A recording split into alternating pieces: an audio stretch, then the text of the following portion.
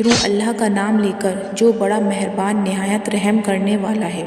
یہ کتابیں روشن کی آیتیں ہیں۔ ہم نے قرآن کو عربی میں نازل کیا تاکہ تم لوگ سمجھ سکو۔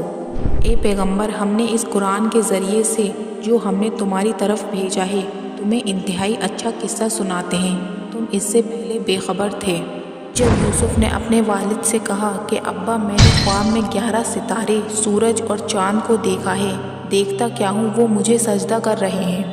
انہوں نے کہا کہ بیٹا، اپنے خواب کا ذکر اپنے بھائیوں سے نہ کرنا، نہیں تو وہ تمہارے حق میں کوئی چال چلیں گے۔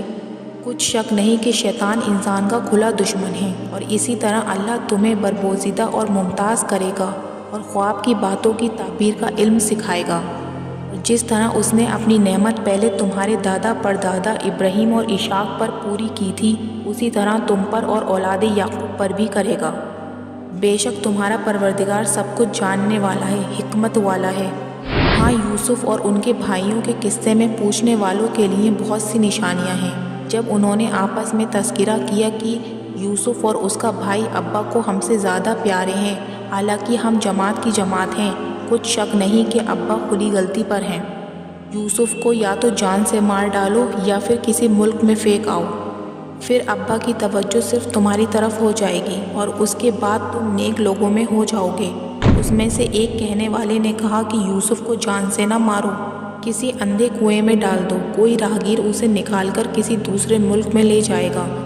اگر تم کو کرنا ہی ہے تو یوں کرو۔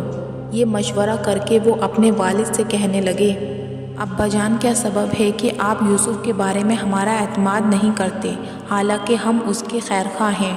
کل اس کو ہمارے ساتھ بھیج دیجیے، وہ میوے کھائے اور کھیلے کودے، ہم اس کے نگہبان ہیں۔ انہوں نے کہا کہ یہ امر مجھے غمناک کیے دیتا ہے، تم اسے لے جاؤ، یعنی وہ مجھ سے جدا ہو جائے، اور مجھے یہ بھی خوف ہے کہ تم کھیل میں اس سے غافل ہو جاؤ اور اسے بھیڑیا کھا جائے۔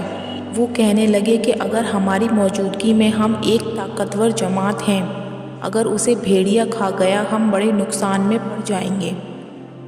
غرض جب وہ اس کو لے گئے تو اس بات پر اتفاق کر لیا اس کو اندھے کنویں میں ڈال دیں گے، اور ہم نے یوسف کی طرف وحی بھیجی کہ ایک وقت ایسا آئے گا کہ تم انہیں ان کے اس سلوک سے آگاہ کرو گے اور ان کو اس وحی کی کچھ خبر نہ ہوگی۔